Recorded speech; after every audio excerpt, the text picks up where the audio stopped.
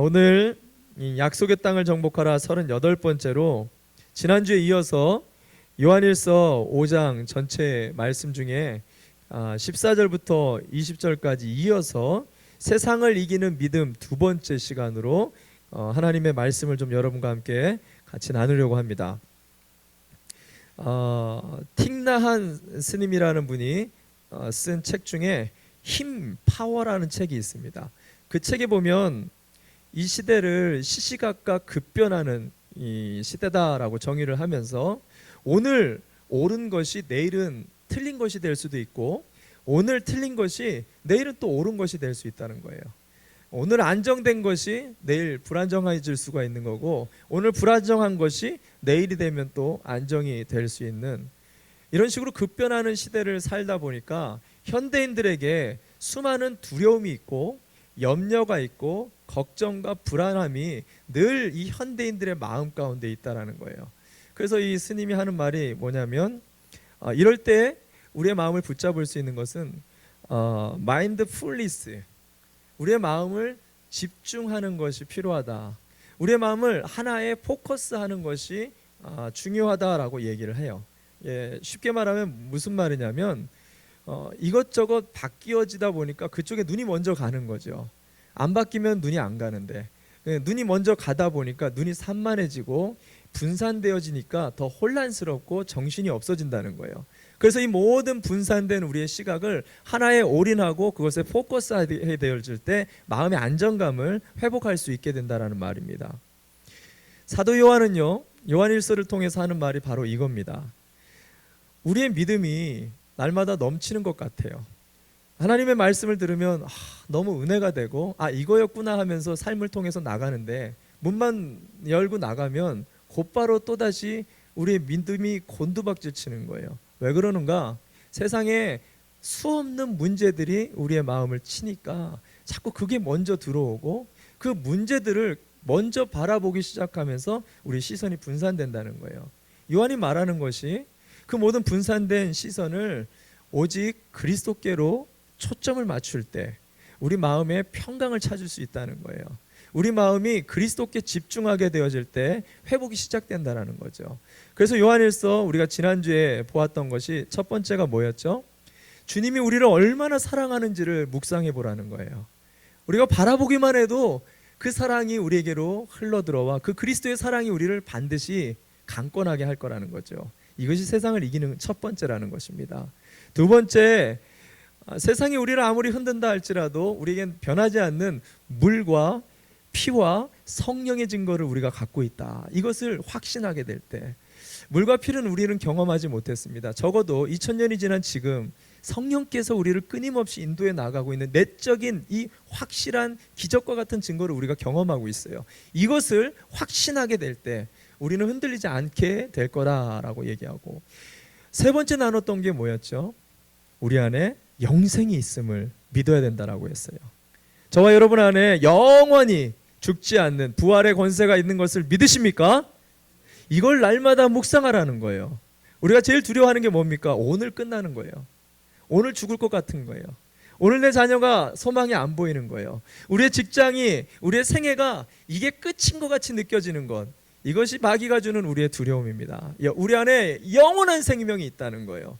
우리가 사방으로 오겨쌈을 당한다 할지라도 오늘 죽는 인생이 아니라 내일 다시 살아나는 인생, 영원히 죽지 않는 그 믿음을 가진 영생의 사람이라는 것을 우리가 확신하게 되어질 때 우리는 절대로 흔들릴 수 없는 믿음의 사람이 된다. 이것이 요한이 얘기한 지난주까지의 말씀이었습니다. 오늘은 네 번째부터 여섯 번째까지 이어져서 결론을 좀 나누고 함께 이 세 가지를 더 추가적으로 나누고 기도하는 시간을 좀 가졌으면 좋겠습니다. 네 번째로 볼 것, 세상을 이기기 위해 요한이 말하는 것은 우리에게 기도의 능력이 있는 것을 믿으라라고 말합니다. 저와 여러분에게 엄청난 기도의 능력이 있는 것을 믿으십니까? 성경에 나와 있는 사람들만이 아닌 연약하고 잘 알지 못하는 저와 여러분에게도 오늘 엄청난 기도의 능력이 있다라고 얘기하면서 요한이 이런 말을 합니다. 요한일서 5장 14절 이렇게 시작합니다. 제가 읽어드리겠습니다. 우리가 하나님에 대하여 가지는 담대한 것은 이것이니 곧 무엇이든지 우리가 하나님의 뜻을 따라 구하면 하나님은 우리의 청을 들어주신다는 것입니다. 할렐루야. 여러분, 이 말씀에 엄청난 약속이 들어있는데 반복되는 구절이 있어요. 우리가 무슨 말이에요? 하나님의 자녀인 예수 그리스도 안에서 변화된 우리가 구하는 모든 것들을 반드시 하나님께서 들어주신다는 것을 믿고 믿어야 된다는 것을 강조하고 있다는 거예요. 여러분, 예수 믿는 자들에게 이 기도의 권세가 얼마나 놀랍고 탁월하고 강력한 것인지를 여러분 믿으시길 바랍니다. 아멘. 믿는다라고 하는데, 그런데 여러분 왜 기도를 그렇게 안 하십니까? 하늘과 땅의 모든 권세가 기도 속에 있다라고 우리가 믿는데 왜 기도를 그렇게 게을리 할까요? 우리는요, 내가 기도를 못하는 이유, 또 쉽게 기도하는 시간들을 확보하지 못하는 이유를 우리는 내가 바쁘기 때문에, 내가 피곤하기 때문에, 내가 기도하는 방법을 모르기 때문에 라고 생각을 하곤 합니다. 사실은 솔직하게 우리 안을 들여다보면요, 사실 그 이유가 아니에요. 사실은 기도에 대한 진짜 믿음이 없는 거예요. 여러분 생각해 보세요. 내가 하는 100%의 모든 기도를 하나님께서 들으시고 응답한다라는 절대적인 믿음이 우리 안에 있다라면 우리 기도가 어떻게 될까요? 어떻게 될까요? 목숨 걸고 기도 시간에 나올 거예요. 목숨 걸고 내가 그 기도에 부르짖을 거예요. 왜? 전능하신 하나님께서 그 기도를 철저하게 다 들으시고 그것을 응답한다라는 그 믿음이 있는데, 우리가 어떤 사람들입니까? 손해보지 않는 사람들 아닙니까? 100% 하나님께서 이익을 해줄 수 있는 약속의 보증이 된다는데, 그래서 요한이 그 말을 하는 거예요. 오늘 뭐라고 얘기하죠? 오늘 본문의 15절 말씀 한번 볼까요? 본문의 15절, 우리가 무엇을 구하든지 하나님이 우리의 청을 들어주신다는 것을 알면 우리는 기도를 포기할 수 없다라는 거예요.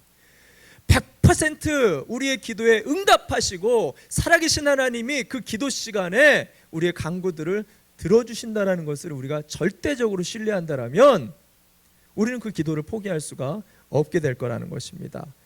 이것을 경험하고 이 기도 맛을 본 사람들은요, 절대 못 나오게 한다 그래도 기도 시간을 절대로 포기하지 않습니다. 이 맛을 본 사람들은요, 이거 없으면 살 수가 없다라는 거예요.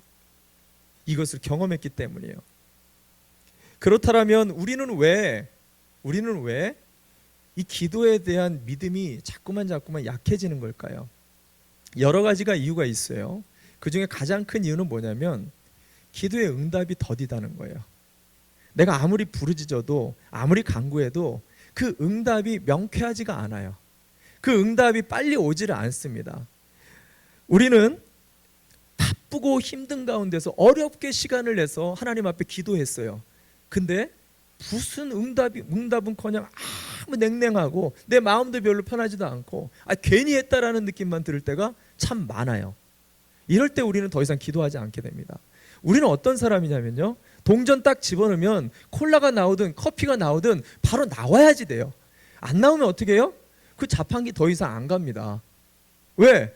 돈을 아무리 넣어도 안 나오는데, 인스턴트식 이 현대 사회를 살면서 우리가 들어가면 인풋이 있으면 반드시 아웃풋이 있어야 된다는 생각이 우리의 생활 습관 가운데 있는 거예요. 기도의 응답이 없기 때문에 우리는 더 이상 간구할 믿음이 약해진다는 것입니다. 자, 보시기 바랍니다. 이것으로 우리가 기도의 능력과 믿음이 흔들려서는 안 돼요.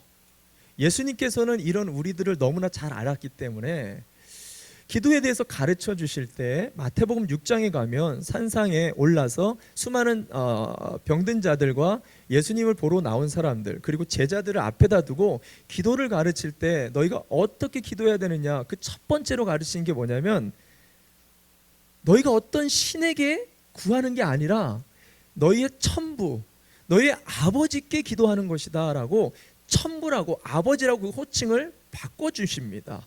그러면서 하늘에 계신 아버지께, 하늘에 계신 아버지, 하나님에 대한 호칭을 바꿔주세요. 여러분, 이것은 굉장히 중요한 우리 신앙의 핵심 원리 중에 하나입니다. 제가 자녀가 많잖아요. 자녀가 많다 보니까 자녀를 양육하면서 하나님에 대해서 몰랐던 것들, 그리고 하나님에 대해서 더 깊고 부요하게 하나님의 속성을 알아가는 것들이 정말 많아요. 그 중에 하나가 이 기도에 대한 거입니다. 우리 나이들이 이렇게 2, 3년씩 이렇게 아주 질서정연하게 나이가 탁탁탁탁탁 나눠집니다. 큰애부터 한 2, 3년 떨어져 둘째, 2, 3년 떨어지고, 이게 사람의 힘으로는 할 수가 없는 거예요. 전능하신 하나님께서 다 계획하셔서 우리 애들 낳게 해주신 거라고 저는 믿습니다. 아이들이 나오는데요, 강구가 다 틀려요. 큰아이는 정말 똑똑하게 나와가지고 뭘 구하면 들으시고 뭘 구해도 안 들으는 거를 정확히 알아요. 그래서 딱 나와가지고 논리정연하게 저한테 구할 거를 구해갖고 바로 받아갑니다. 근데 밑으로 내려가면 내려갈수록 말도 안 되는 걸 구하는 거죠, 애들이. 중요한 것은 요즘엔 그 말 못하는 이 하엘이 있죠. 우리 그 이제 2살 좀 넘은 이 하엘이까지도 언니 오빠가 아니죠, 누나 형이 이렇게 아빠 방에 두들기고 나와가지고 뭘 이렇게 가져가는 걸 보니까 지도 와서 막 따라하는 거예요. 무슨 말인지도 모르겠는데 삐삐삐삐 하는데 아직도 말을 못하는데, 중요한 것은 그 말 못하는 애가 제 손을 끌면서 뭔 소리인지도 모르는데 간구하는 그 소리에 제가 끌려갑니다. 그리고 신기해요. 부모는 제가 말씀드렸죠, 애가 무슨 방언을 해도 다 알아듣는다. 부모는 그렇더라고요. 여러분, 하나님이요, 어떤 사람은 더 잘 기도할 수 있어요. 어떤 사람은 잘 못 기도할 수도 있고, 어떤 사람은 빌 바를 알지도 못할 수도 있어요. 그럼에도 불구하고 하나님은 우리 아버지가 되신답니다. 아버지는 우리의 탄식을 다 아신다는 거예요. 여러분, 기도할 때 이것을 반드시 믿으시기를 바랍니다. 근데 문제는 잘못된 간구를 하게 되어질 때예요. 하늘은 우리 하경이가, 5살짜리 하경이가 아빠 방에 와가지고 자기가 이제 엄마를 흉내내느라고 반찬을 만드는데 당근 조그만한 쪼가리를 가지고 와가지고 이 당근을 썰기 위해서 칼이 필요하다는 거야. 아빠, 칼을 좀 달래요. 이거 주면 됩니까? 칼 달라고 칼 주면 되겠어요? 안 되죠. 설명을 했죠. 넌 칼을 주면 분명히 다친다. 그랬더니 이 아이가 그냥 가는 거예요. 근데 우리 하경이의 장점이 뭐냐면, 장점이자 단점이죠. 얘는 포기를 모른다는 거예요. 또 몇 분 후에 가가지고 또 와가지고 칼을 또 달라는 거예요. 내가 아까 얘기했잖니, 안 된다고. 또 오고 계속 얘는 받을 때까지 포기를 모르는 애예요. 나중에 내가 화를 확 냈어요. 안 된다니까 왜 자꾸 달라고 그러냐고. 그랬더니 얘가 나가더니 한쪽 구석에서 칼이 필요한데 당근 하나를 이렇게 들고 그걸 못 자르고 서글프게 울고 있는 거예요. 근데 여러분, 여기에 있는 모든 부모가 다 이해하실 거예요. 모든 아빠들이 다 이해할 거예요. 자녀가 구하는데 그게 정말 위험한 것일지라도, 악한 것일지라도, 그 자녀가 그렇게 서글프고 애통하게 부르짖고 간구하는 그 모습을 보면은요, 이 마음이 찡한 거예요. 아빠 마음이 어떻게 해서든지 그 뜻을 또 들어주고 싶은 거예요. 제가 그래서 어떻게 했냐면 장난감 칼을 찾아가지고 야, 이게 칼이다 하고 줬더니 좋아가지고 그 당근을 그렇게 장난감 칼로 자르는 거예요. 내가 그 과정을 경험하면서 그런 생각이 들었어요. 아버지는 자녀가 가슴 아파하고 간구하는데 간혹 잘못 구할 때도 있고 독이 되는 것을 구할 때도 있는데, 포기하지 않고 정말로 끈질기게 애통해하며 간절하게 구하면 아버지는, 이웃집 아저씨는 안 그럽니다. 아버지는 어떻게 해서라도 그것을 들어주고 싶어하고 그것을 어떤 방법으로든지 그것을 응답해 주는 게 아버지라는 거예요. 여러분, 이 아버지의 귀한 은혜와 사랑을 우리가 기도할 때 느껴야 된다라고 예수님이 요한에게 가르쳐 준 거예요. 이 요한이 오늘 그렇게 말합니다. 너희가 구하는 그 모든 것을 반드시 우리 아버지 천부께서 다 들어주신답니다. 100%. 내가 들을 것만 듣고 안 들을 것은 안 듣는 게 아버지가 아니에요. 100%다 들어요. 목사님, 그러면 구해서는 안 되는 것이나 잘못된 것들을 구해도 됩니까? 여러분, 됩니다. 됩니다. 단 여러분, 끈질기게 기도해 보세요.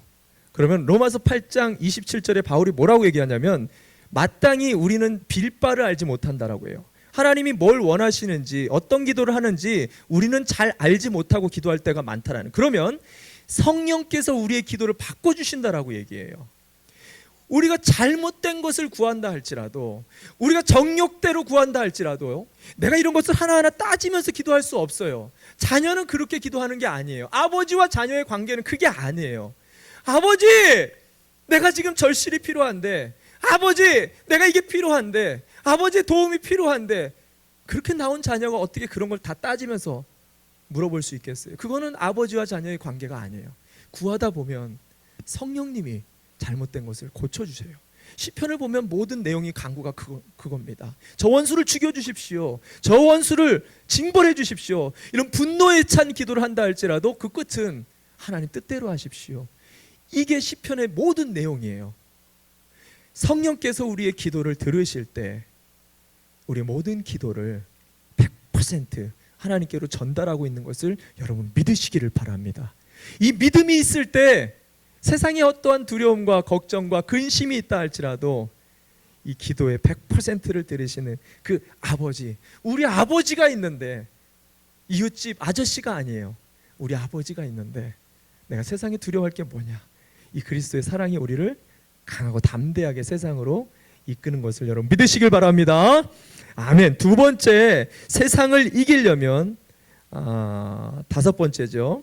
다섯 번째, 세상을 이기려면 요한은 죄사함의 능력을 믿어야 된다라고 말합니다. 죄사함의 능력. 신앙에 있어서 이것은 굉장히 중요한 영적인 요소 중에 하나죠. 죄사함의 능력.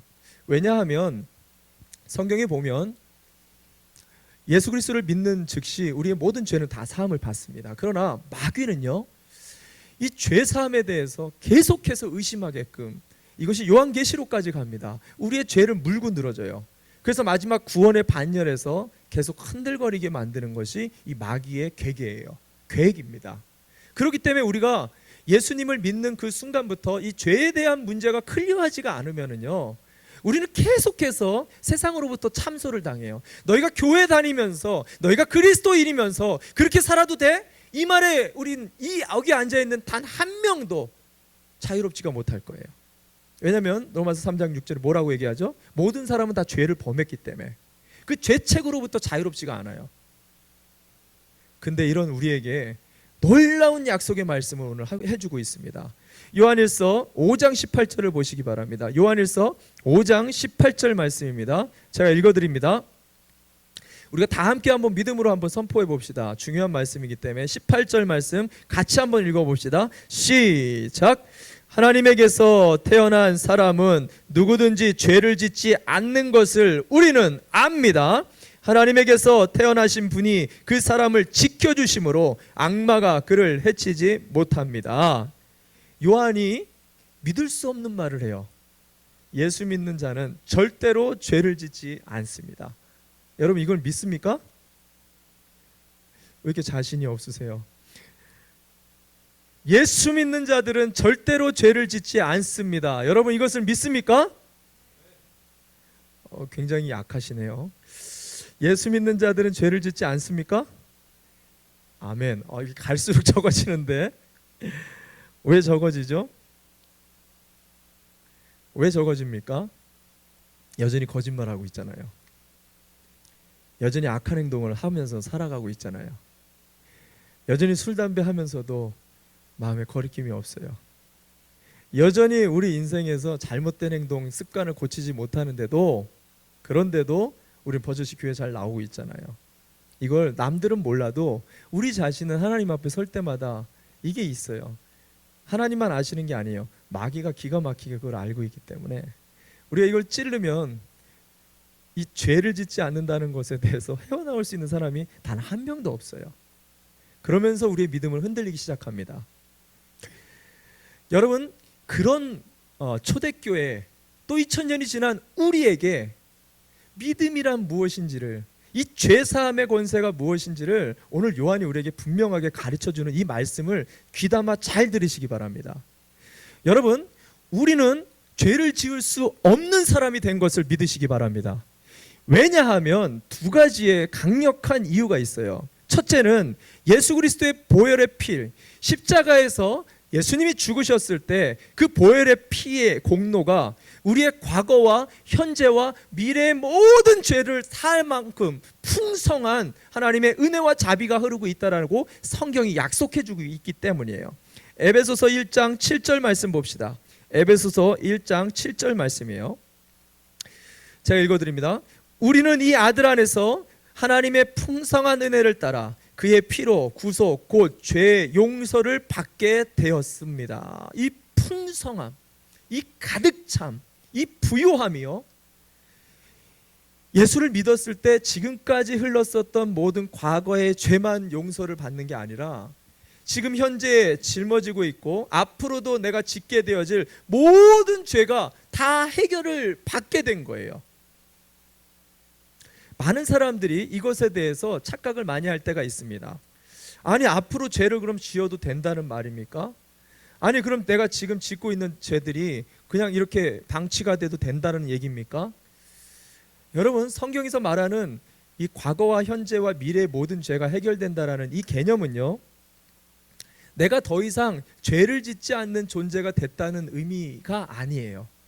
그 말이 아니라 예수를 믿는 그 순간부터 더 이상 내가 죄를 짓든 죄를 짓지 않든 죄의 영향력을 받지 않는 새로운 존재가 되어진 것에 대해서 성경이 말을 하는 거예요.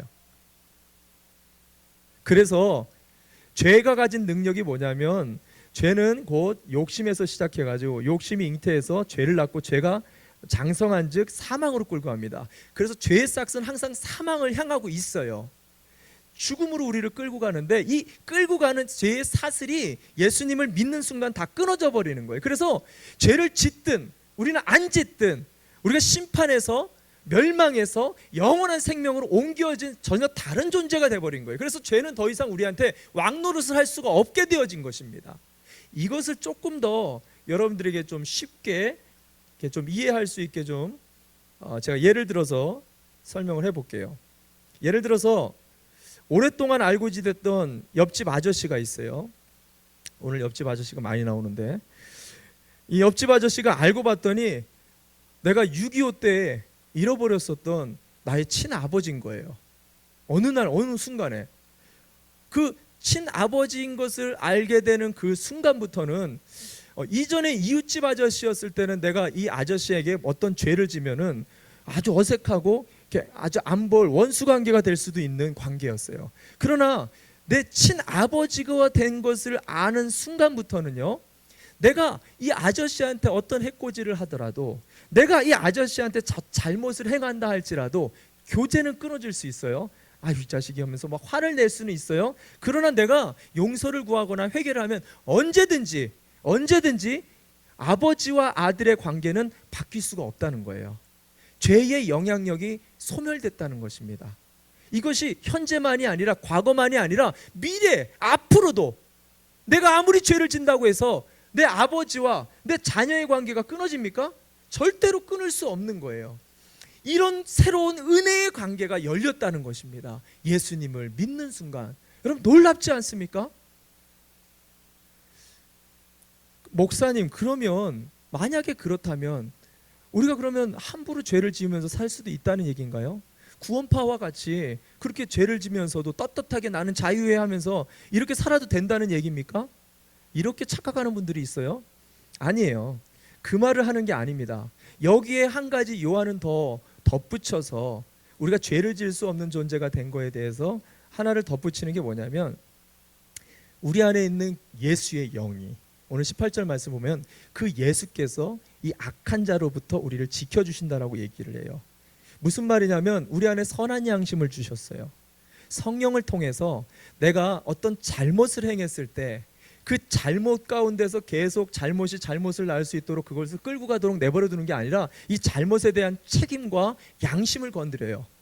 그래서 우리가 그것을 회개하게끔 반드시 내가 하나님의 자녀라면 말씀 중에 기도 중에 우리를 되풀이하게끔 회개하게끔 돌이키게끔 가던 길을 바르게 갈 수 있게끔 때려서라도 성령께서는 우리를 돌이키게 한다는 거예요. 그래서 결과적으로는 우리를 절대로 죄를 짓지 못하도록 성령님이 가이드라인을 주신다라는 거죠. 생각해 보시기 바랍니다. 과거, 현재, 미래 모든 죄가 다 해결받았어요. 거기다가 앞으로도 죄를 짓는 모든 이 죄 가운데도 다시 돌이키게끔 계속 가르쳐 주시고 그 방향을 설정해 주시고 계속해서 강권적으로 이끌어 주. 한마디로 요한은 우리는 죄를 지을 수 없는 존재가 된 것입니다. 이 말을 하고 있는 거예요. 여러분, 이것이 얼마나 큰 은혜입니까? 이것이 얼마나 놀라운 하나님의 공로이고 그 자녀에게 베풀어 주신 얼마나 큰 자비냐는 거예요. 우리가 이 큰 은혜를 날마다 묵상할 때 약한 사단이 참수하는 것에 넘어가지 않고 흔들리지 않게 된다는 거예요. 근데 저는 이 말씀을 묵상하면 묵상할수록 그 순간에는 흔들리지 않아요. 근데 시간이 흐르면 또다시 마음이 두려워지고 죄가 참수할 때마다 내 마음에 불안함이 찾아옵니다. 그런 분들이 많이 있을 거예요. 왜 그러냐면 죄가 가진 트라우마 때문에 그래요. 여러분, 트라우마가 뭔지 아죠? 어떤 큰 충격을 받으면 그 충격에 대한 기억이 잔상이 남아 있어서 그 비슷한 거, 자라보고 놀란 가슴, 소뚜껑 보고 또 놀라는 거예요. 죄가 너무 오랫동안 우리를 지배했어요. 그 죄의 사슬이 너무 강했었어요. 그러다 보니까 그 죄의 모양이 치고 올라올 때마다 그 분이 올라오면 그래, 맞아, 나는 화를 내는 사람이야. 화를 내버립니다. 아, 그래, 나는 슬퍼하는 사람이야. 우울감에 빠져버립니다. 아, 그래, 나는 말을 이렇게 하는 사람이야. 이게 나지. 이 거짓된 자아의 기억의 트라우마가 나를 계속해서 자유하지 못하게 만들 때가 있다라는 거죠. 여러분, 이럴 때 요한이 말을 분명하게 새기시고 다시 그 말씀을 붙잡고 선포하셔야 돼요. 제가 참 바보 같은 짓을 한 적이 있어요. 주차장에서 차를 파킹하는데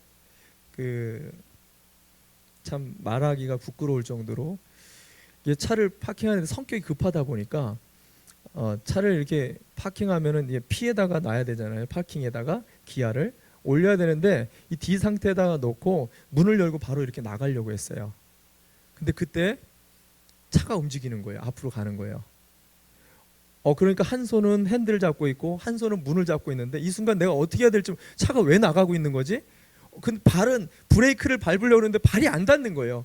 그렇게 계속 이렇게 끌고 가다가 벽에 부딪혔어요.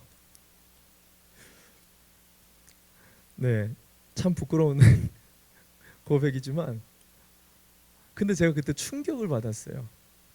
바보 같다, 내가 너무 바보 같다. 그리고 바보 같은 짓으로 그렇게 한 몇 미터를 끌고 갔어요. 이렇게 차를 끄지도 못하고 뭐 하지도 못하고.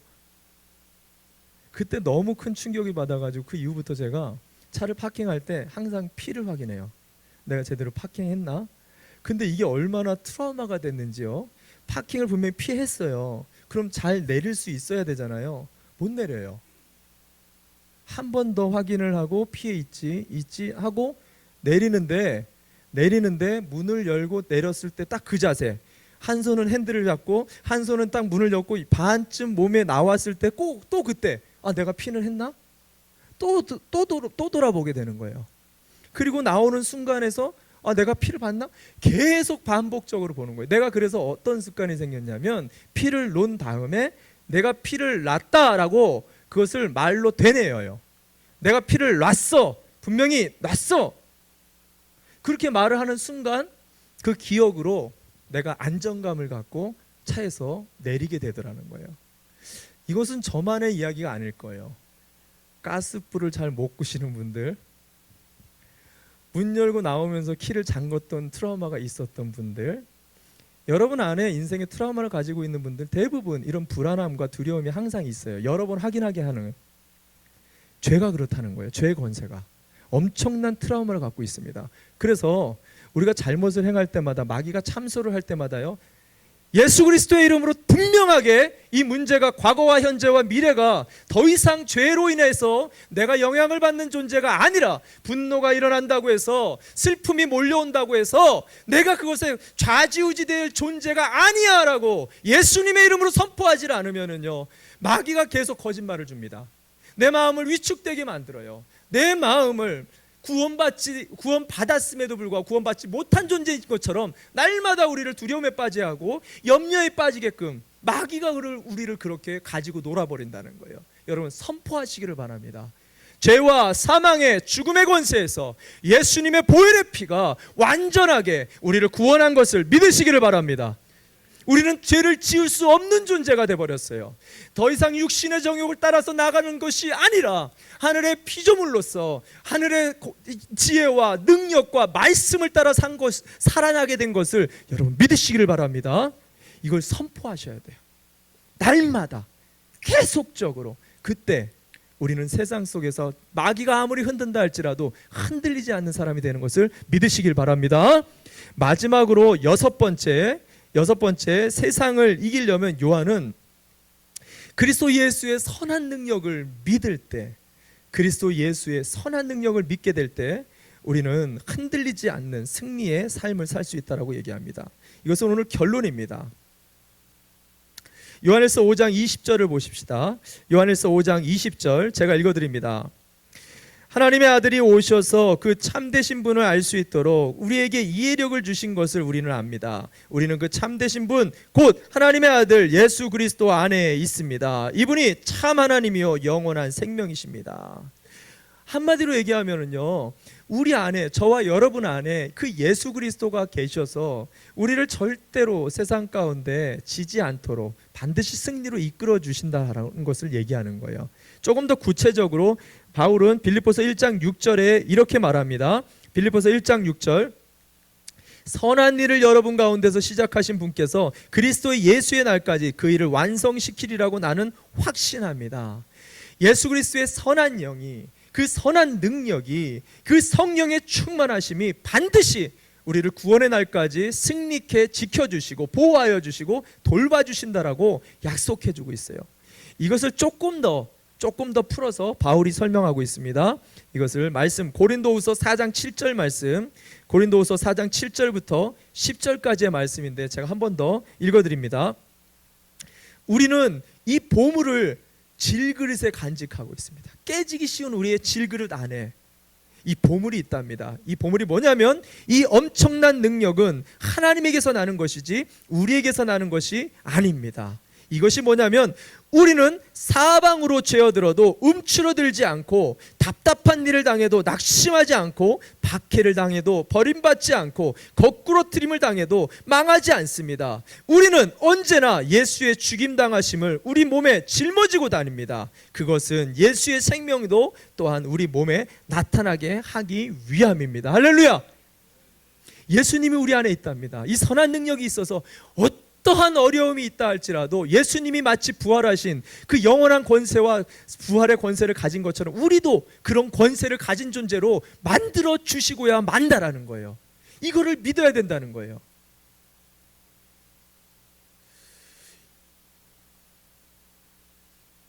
목사님, 근데 질문이 있습니다. 이런 선한 능력이 우리 안에 있는데 이 능력이 있음에도 왜 이 질병이 낫지 않는 걸까요? 그런데 왜 조국 대한민국과 미국 땅이 이 모양 이 꼴이 됐을까요?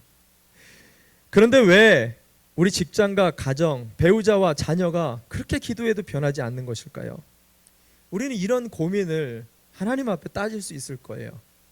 오늘 요한에게 그렇게 말할 수 있을 것입니다. 여러분, 이것은 그리스도 예수의 선한 능력을 착각하는 내용이에요. 우리가 진짜 이 선한 능력이 무엇인지를 알 필요가 있습니다. 예수 그리스도의 진정한 파워와 능력은요, 우리를 단순히 문제를 해결하는 존재로 만드는 게 아니에요. 그 문제와 상관없이 그 문제를 초월해버리는 초월적 존재로 만들어버리는 것이 바로 이 그리스도 안에 있는 선한 능력이라는 거예요. 이 선한 능력의 실체를 우리가 알게 될 때요, 더 이상 우리는 질병이 낫고 안 낫고가 중요하지가 않아요. 이 선한 능력의 강한 권세를 알게 되어질 때 우리는 더 이상 기도가 응답되고 안 응답되고의 문제로 우리의 신앙이 흔들리지가 않게 됩니다. 우리의 진로가 콱콱 막히든 콱콱 열리든 이걸로 흔들리는 사람이 되는 게 아니라 이것을 초월하는 하늘의 존재가 되어지는 그 권세가 이 선한 능력에 있는 거예요. 독일 최고의 신학자 리트리 보네퍼라는 사람, 여러분이 아마 한두 번쯤은 들어보셨을 것입니다. 그는 20살에 대학을 졸업한 것도 아니고 석사를 졸업한 것도 아니라 박사를 졸업합니다. 한 세기에 한 명 나올까 말까한 신학 천재로, 그것도 신학의 최고 분수령이 되는 이 독일이라는 나라에서 최고 그러니까 신학생으로, 신학자로 이렇게 손꼽히는 26살의 대학 교수가 되어집니다. 엄청난 그 천재 신학자로 독일에서 유명한 신학자였습니다. 그리고 그가 독일 히틀러를 반대해서 히틀러 암살 조직에 가담했다가 옥에 갇히게 되죠. 그가 신학자이면서도 목회자이면서도 히틀러라는 이 그 잘못된 지도자 밑에서 투항하고 게슈타포로 그것을 저항했었던 그 운동들을 수많은 사람들이, 민중 저항자들이 이 보네퍼의 사상을 가지고 와서 민족을 위해서 아니면 집단이나 공동체에 저항하는 어떤 신학의 기반으로 이 보네퍼를 삼을 때가 많아요. 근데 이것은 보네퍼를 제대로 알지 못하고 하는 소리입니다. 보네퍼가 삶에 대해, 인생에 대해, 또 민족에 대해 저항한 하나의 단면만을 보고 그 신학을 가지고 와가지고 마치 그것이 옳은 양, 그것이 바른 것인 양 잘못된 비유를 하는 경우가 많아요. 보네퍼의 진짜 신학의 정점은 그가 히틀러 때문에 암살이 실패하고 감옥에 갇혔을 때, 그가 39살의 꽃다운 나이에 죽게 되어지는데, 그 감옥에서 2년 동안 쓴 그 옥중서신을 통해서 그의 신학의 최고 분수령을 경험하게 됩니다. 거기에 보면은요, 사방으로 둘러싸인 답답한 상황과 아무것도 할 수 없는 그저 죽음만을 기다리는 절망의 상황 속에서 그는 천재성을 가지고 있었어요. 사람들을 끌어모으는 탁월한 리더십이 있었습니다. 어마어마한 인간적인 초월적 능력들이 있었어요. 근데 이 모든 능력이 다 소진된 그 캄캄한 지륵 같은 감옥에서 그는 아무것도 없는 가운데 진짜 우리 그리스도인들 안에 있는 선한 능력이 무엇인지를 경험하게 돼요.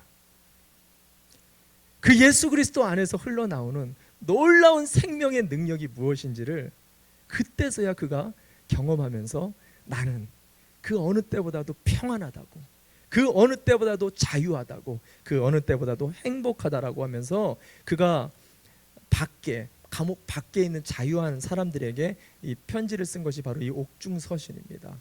여러분, 민족이 아무리 불안하고 힘들다 할지라도 그리스도 예수의 그 선한 능력이 우리 가운데 있는 것을 잊지 마시기 바랍니다. 가정이 아무리 어렵다 할지라도, 여러분의 학업이, 여러분의 진로가 콱콱 막힌다 할지라도 그게 중요한 게 아닙니다. 지금 우리의 마음 중심에 그리스도 예수의 선한 능력이 있다는 것을 여러분 믿으시면 반드시 내일은 여러분이 승리를 경험하게 될 것입니다. 그 내용이 이 바로 옥중서신의 내용이에요. 그리고 거기에 한편에 선한 능력이라는 그 시를 썼어요, 이 보네퍼가.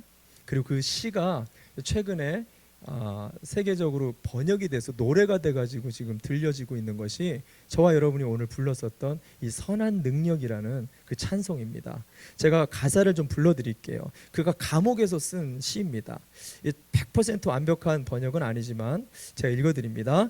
주 선한 능력으로 안으시네, 그 크신 팔로 날 붙드시네, 절망 속에도 흔들리지 않고 사랑하는 주 얼굴을 구하리. 이전의 괴로움 날 에워싸도 고난의 길을 걷는다 해도 주님께 모든 맡긴 우리 영혼 끝내 승리의 날을 맞으리. 주님이 마신 고난의 쓴 잔을 우리도 감사하며 받으리. 주님의 남은 고난 채워가며 예수와 복음을 위해 살리라. 선한 능력으로 일어서리. 주만 의지하리. 믿음으로 우리 고대 안에 주 오실 그날 영광의 새날을 맞이하리. 여러분, 질병과 가난 속에서 두려워하고 걱정하고 염려하는 거, 여러분 이거는 사실은 세상에 누구라도 다 할 수 있는 거예요. 근데 그 질병과 가난 속에서 기쁨과 소망을 포기하지 아니하고 찬송할 수 있는 능력을 가진 것은 오직 예수 믿는 저와 여러분만 할 수 있는 것입니다. 불의를 비판하고 항거하는 것은요, 일반 사회단체 누구라도 다 할 수 있는 일이에요. 그러나 불의 속에서도 십자가를 지고 선을 행하며 낙심하지 않는 것, 그것은 예수 믿는 예수님의 선한 능력을 가진 저와 여러분만 할 수 있는 거예요. 세상이 아무리 흔들리고 절망이 가득하다 해도 우리는 절대로 무너지지 않습니다. 왜냐하면 우리 안에는 영원히 죽지 않는 예수 그리스도의 선한 능력이 우리를 붙들고 계시기 때문입니다. 예수가, 그리고 복음이 소망을 주고 오늘도 우리를 다시 일어나게 하는 것을 여러분 믿으시기 바랍니다. 이 믿음이 있을 때 우리는 흔들리지 않는 거예요. 그렇게 되려면 오늘도 여러분이 주님이 우리를 얼마나 사랑하시는지 그 사랑을 바라보며 묵상하시기 바랍니다. 그리고 성령님께서 날마다 어떤 상황에서도 우리를 바른 길로 끌어가고 계시는 그 성령님을 확신하세요. 그 성령님의 임재를 구하시기 바랍니다. 그 영원한 생명을 붙들고 오늘도 기도하시기 바랍니다. 100%, 여러분 99.9%도 아닙니다. 100% 우리의 모든 기도를 하나님은 들으시고 응답하시는 분입니다. 우리의 아버지세요. 그분을 믿는다면, 그 선한 능력을 믿는다면 오늘도 절망 가운데서 소망을 선포하며 가정을 일으키는 사람들이 되어주십시오. 여러분의 직장을 일으키는 사람들이 되어주십시오. 절망 가운데 있는 주변의 사람들에게 오늘도 그리스도 예수의 살아계신 복음을 전가하는 우리 예수인들 되시기를 주님의 이름으로 축원합니다. 아멘. 우리 함께 자리에서 일어납시다.